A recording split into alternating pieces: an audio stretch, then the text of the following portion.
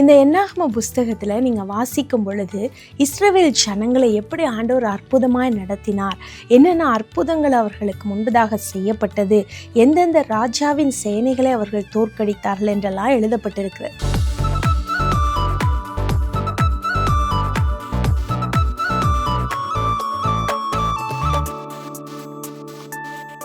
கிறிஸ்துக்குள் பிரியமானவர்களே, இன்றைக்கு நம்ம தியானிக்க போகிற வேத வசனம், இன்றைக்கி கர்த்தர் நமக்கு கொடுத்திருக்கிற வசனம் என்னாகமம் 10ஆம் அதிகாரம் 33ஆம் வசனம்.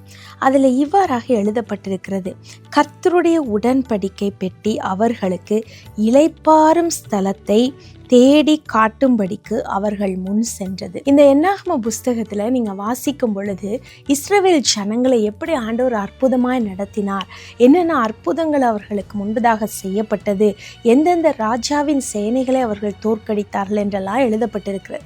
அதில் குறிப்பாக திரும்ப பல இடங்களிலே ஸ்பெசிஃபிக்காக சொல்லப்படுகிற காரியம் கர்த்தருடைய உடன்படிக்கை பெட்டி அவர்களுக்கு முன்பதாக சென்றது.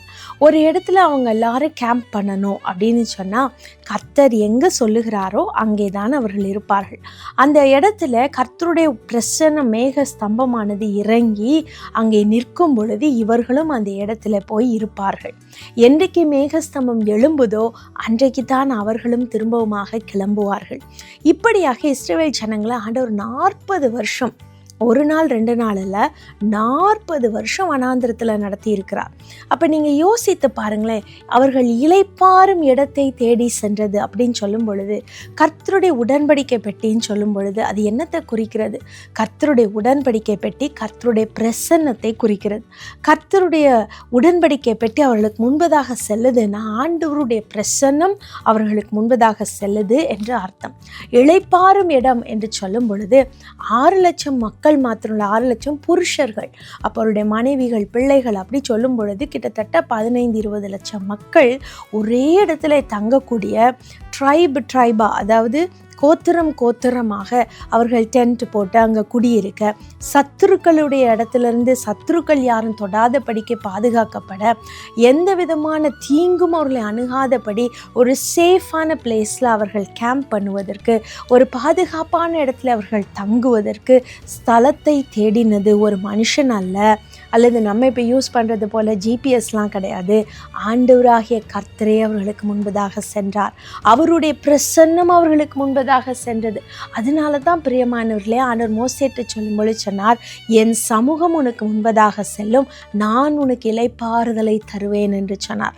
ஸோ இன்றைக்கு நம்ம வாழ்க்கையில் நீங்கள் யோசித்து பாருங்களேன், நம்ம செய்கின்ற காரியங்கள், நம்முடைய வாழ்க்கையில் என்னென்ன காரியங்கள்லாம் நடக்குது அப்படின்னு ஒவ்வொரு நாளும் நம்ம கால்குலேட் பண்ணி அறிந்து கொள்ள முடியாது. நாளைக்கு நான் இந்த வேலையிலேருந்து அந்த வேலைக்கு போயிடுவேன், நாளைக்கு எனக்கு இந்த காரியம் நடந்துடும், நாளைக்கு நான் இதை செஞ்சுருவேன் அப்படின்னு அநேக பேர் 5 இயர் பிளான், 10 இயர் பிளான் இப்படிலாம் போட்டுகிட்டே இருப்பாங்க. ஆனால் இளைப்பாறுதல் என்பது, ரெஸ்ட் என்பது நிச்சயமாக மனுஷனுக்கு கிடைக்கவே கிடைக்காது. இவ்வளோ பெரிய ஜாப்ஸ்லேருந்து ரிட்டையர் ஆனவங்க கூட நிறைய பென்ஷன் வந்தாலும் என்ன செய்வாங்க, ஏதாவது ஒரு வேலைக்கு போய்கொண்டே இருப்பார்கள். ஒரு சமயம் ஒருவர் சொல்லும் பொழுது சொன்னார், நான் இப்படியாக வேலை செய்து இந்த பெரிய அந்தஸ்தில் இருந்தேன், நான் ரிட்டையர் ஆகிட்டேன், எனக்கு மாதந்தோறும் இவ்வளவு பென்ஷன் வருகின்றது, ஆனால் எனக்கு இருக்கிற வியாதி நிமித்தமாக, என் பிள்ளைகளுக்கு ஏற்படுகின்ற வியாதி நிமித்தமாக என் பென்ஷன் பத்த மாட்டேங்குதுமா அப்படின்னு சொல்லி ரொம்ப வேதனையோடு அழுதார். அது சாதாரணமாக 10,000-20,000 பென்ஷன்லாம் இல்லை, 1.5 லட்சம் ரூபாய். அவ்வளவு அதிகமாக அவர் பெரிய ஒரு கம்பெனியில் வேலை பார்த்து, எத்தனையோ வருஷங்கள் வேலை பார்த்து, அநேக காரியங்கள் அவர் ஈடுபட்டிருந்தது நிமித்தமாக அவருக்கு மாத வருமானமே ரிட்டையர் ஆனதுக்கு அப்புறம் 1.5 லட்சம் வந்திருக்கிறது. ஆனால் அந்த 1.5 லட்சமும் அவர் மருத்துவத்திற்கே செலவாகி விடுகிறது. இளைப்பாறுதல் இல்லை. ஆகவே ஒரு சின்ன வேலைக்கு நான் போய் கொண்டிருக்கிறேன் என்று சொன்னார். பாருங்க பிரியமானவர்களே, நம்ம கேட்கிற காரியங்கள் நமக்கு ஒரு கஷ்டத்தை கொடுக்கிறதாக இருக்கிறது. நம்ம வாழ்க்கையில் இளைப்பாறுதலை தேடினா ஒவ்வொரு நேரமும் நம்ம அலைஞ்சிட்டே இருக்கோம். ஆனால் ஆண்டவர் சொல்கிறாரு, என் சமூகம் உனக்கு முன்பாக செல்லும். கர்த்தருடைய உடன்படிக்கை பெட்டி அவர்களுக்கு முன்பதாக சென்றதாம். அதே சமூகம், அதே பிரசன்னம் இன்றைக்கு உங்கள் முன்பதாக செல்லுகிறதான்னு கேளுங்க. இன்றைக்கு ஆண்டவர்கிட்ட ஜெபம் பண்ணுங்க, ஆண்டவரே இன்றைக்கு today I need your presence to go before me என்று சொல்லுங்கள். உங்களுடைய பிரசன்னம் நான் என்ன செய்தாலும் எனக்கு முன்பதாக செல்லட்டும் சொல்லுங்கள்.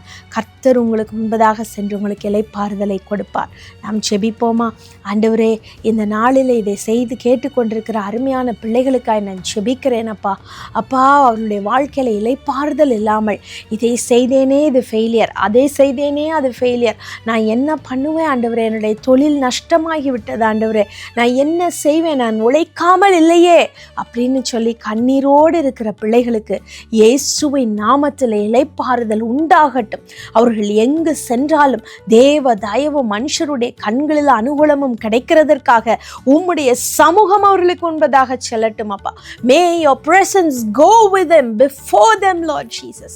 உம்முடைய சமூகம் அவர்களுக்கு முன்பதாக செல்லுவதாக, அவர்களுக்கு முன்பதாக செல்லுகின்ற உமது சமூகம் அவர்களுக்கு பாதுகாப்பை கட்டளையிடுவதாக, அவர்களுக்கு முன்பதாக செல்லுகின்ற உமது சமூகம் அவர்களுக்கு சுகத்தை உண்டு பண்ணுவதாக, அவர்களுக்கு முன்பதாக செல்லுகின்ற உமது சமூகம் அவர்கள் செய்கின்ற காரியங்கள் எல்லாவற்றிலும் ஆசீர்வாதத்தை கட்டளையிடுவதாக, மனுஷருடைய கண்களில் தயவை கட்டளையிடுவதாக.